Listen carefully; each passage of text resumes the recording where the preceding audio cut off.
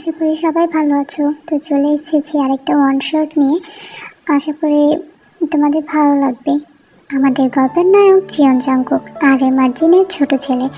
জাংকুকের বড় ভাই সুগা আর ভাবি জিমিন। আর জিমিন আর সুগার ফার্স্ট ম্যারেজ অ্যানিভার্সারি। জাংকুক তার ভাই আর ভাবির জন্য অফিস থেকে ফেরার সময় কতগুলো গোলাপ আর কিছু গিফটস কিনে আনে। তারপর বাসায় ফেরার সময় জাংকুকের কেমন একটা ফিল হচ্ছিল। জাংকুকের মনে হচ্ছিল ওর আশেপাশে কিছু একটা ঘোরাঘুরি করছে, কিন্তু জাংকুক সেটাকে পাত্তা দেয় না। জাংকুক বাসায় ফিরে সোজা তার রুমে চলে যায়। জাংকুকের ইচ্ছে হলো তার ভাই আর ভাবির জন্য আনা গোলাপগুলো থেকে সে একটা নিজের রুমে সাজিয়ে রাখবে।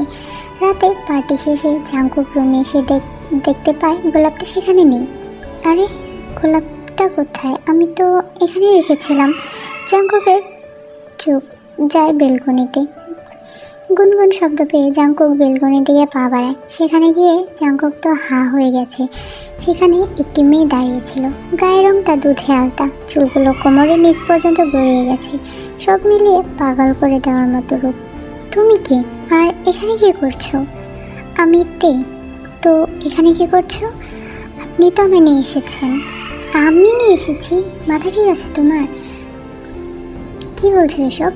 জিন বাইরে থেকে জাংকুককে ডাকায় কথাটা চাপা পড়ে যায়। জাংকুক তার মায়ের সাথে কথা বলার পর রুমে এসে দেখে মেয়েটি নেই। জাংকুক আর কিছু ভাবে না। জাংকুক ওয়াশরুমে চলে যায়। জাংকুক ফ্রেশ হয়ে বিছানার কাছে আসতে দেখতে পায় গোলাপটি তার টেবিলের উপর রাখা। জাংকুক ভাবলো মেয়েটি হয়তো তার মনের ভুল ছিল, কিন্তু জাংকুক মেয়েটির রূপে এতটাই মুগ্ধ যে সে রাতে ঠিকমতো ঘুমাতে পারলো না। পরপর 3 দিন সে একই ঘটনা ঘটলো। নিশ্চয়ই ভাবছো তে কোথা থেকে এলো। তো চলো দেখি আমাদের গল্পের নায়িকা তে। তে হলো জেহপের একমাত্র মেয়ে। একবার এক রাতে তে তার ফ্রেন্ড ন্যান্সির বার্থডে পার্টিতে গিয়েছিল। সেখান থেকে ফিরতে তের একটু রাত হয়। রাস্তা দিয়ে ফেরার সময় তে দেখতে পেল রাস্তার পাশে একটা গোলাপ গাছ। তে গোলাপ ভীষণ ভালোবাসতো, তাই সে কিছু না ভেবে একটা গোলাপ ছিঁড়ে নেয়। তখনই সে গাছটা থেকে একটা পরী বেরিয়ে আসে। সে তেকে অভিশাপ দেয়, এই ফুল ছোঁয়ার অপরাধে তোমায় আমি অভিশাপ দিচ্ছি। আজ থেকে তুমি এই গোলাপ হয়ে এই গাছেই থাকবে। দয়া করে এত বড় অভিশাপ দেবেন না পরিমা, আমি বুঝতে পারিনি। না বুঝে ভুল যেহেতু করেছো, তাহলে একটা সমাধান দিচ্ছি। তুমি মানুষ না জেনেও যদি কেউ তোমাকে ভালোবাসে আর তার চোখের জল তোমার গা স্পর্শ করে, তাহলে তুমি আবার মানুষ হবে। কিন্তু তুমি তাকে কখনোই তোমার এই সমস্যার কথা বলতে পারবে না। তোমার সাথে কি কি হয়েছে তুমি সেগুলো মানুষ হওয়ার আগ পর্যন্ত কখনোই তাকে বলতে পারবে না। সাথে সাথে তে একটি গোলাপে পরিণত হয়। কিছুদিন পর জেহব জাংকুকদের বাসে আসে। জেহব আর আরেম ছোটবেলা থেকে খুব ভালো বন্ধু ছিল। জেহব জানায় তার মেয়েকে কয়েকদিন যাবৎ খুঁজে পাচ্ছে না। অপরদিকে জাংকুক এই কয়েকদিনে তের জন্য পাগল হয়ে গেছে।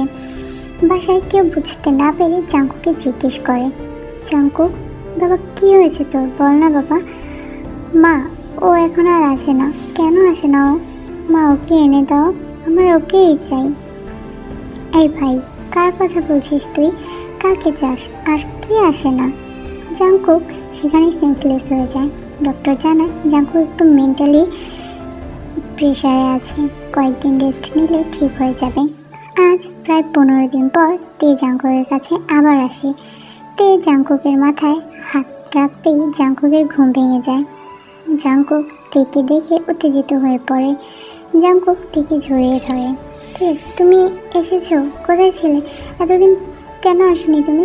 কোথায় ছিল? জানো আমার কতটা কষ্ট হয়েছে বলে জাংকুক তেকে জড়িয়ে ধরে কান্না করতে থাকে।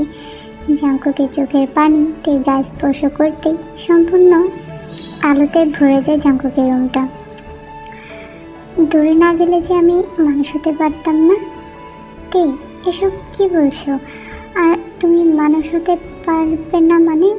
আর তোমার মানে এই রুমটা এভাবে আলোকিত মানে আমি কিছু বুঝতে পারছি না। তে, কি হয়েছে?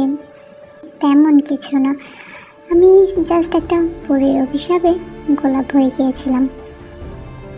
তে, আই লাভ ইউ তে। তে, তোমাকে আমি আর হারাতে দেবো না, আমার সাথে চলো। জাংকুক তেকে নিচে নিয়ে আসে। সেখানে সবাই উপস্থিত ছিল। এটা কে জাঙ্কুক? আর তোর রুমে কি করছে? মা, ওতে আমি ওকে ভালোবেসে বিয়ে করতে চাই। তুই তুই দৌড়ে এসে তার বাবাকে জড়িয়ে ধরে, তুই চিনিস থেকে? হ্যাঁ, তে তে তো আমার মেয়ে। তে তুমি এখানে কিভাবে? তখন তে সবটা খুলে বলে যে তার সাথে ঠিক কী কী হয়েছিল। সবাই বেশ অবাক হয়। জাঙ্কুক, তেকে নিয়ে ওপরে যা, সময় হলে ডেকে নিব। বেশ কিছুক্ষণ কথা বলার পর জাঙ্কুক আর তেকে ডাকা হয়। জিন তের কপালে একটা চুমু খান।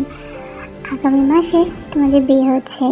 জাঙ্কুকের খুশি দেখে কি তেও লজ্জা পাচ্ছে। জিমিন সেটা খেয়াল করে আর বলে, মা, তোমার ছোট ছেলের বোধ লজ্জায় লাল হয়ে গেছে। বলে জিমিন তেকে জড়িয়ে ধরে আর জাঙ্কুক তেকে দেখে মুচকি হাসছে। তেও বুঝতে পারে জাঙ্কুক তাকে চোখ দিয়ে গিলে খাচ্ছে।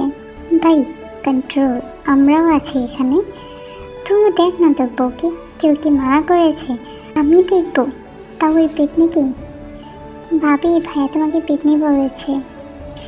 কি? তুমি তুমি আজ রুমে আসো, তারপর দেখাচ্ছি। তারপর জাঙ্কুক তেকে নিয়ে তাদের বাগানে চলে যায়। বাগানে গিয়ে ওরা কিছুক্ষণ কথা বলে। এভাবে কিছুদিন কেটে যায়।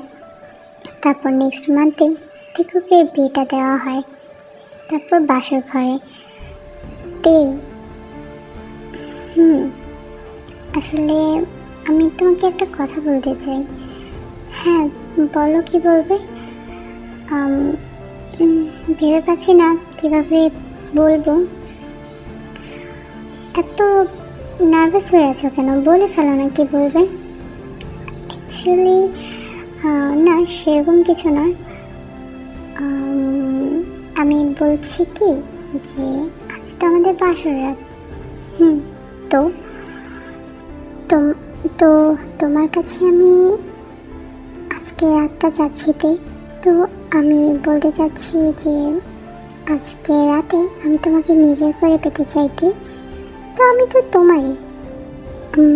না, তুমি হয়তো বুঝতে পারোনি আমি কি বলতে চাইছি। আমি বুঝতে পেরেছি অ্যান্ড তোমাকে পারমিশনও দিচ্ছি। এটা বলতে দেরি হলেও জাঙ্কুক তের কাছে যেতে দেরি হয় না। তারপর তে আর জাঙ্কুক একে অপরের ভালোবাসায় ডুবে যায়।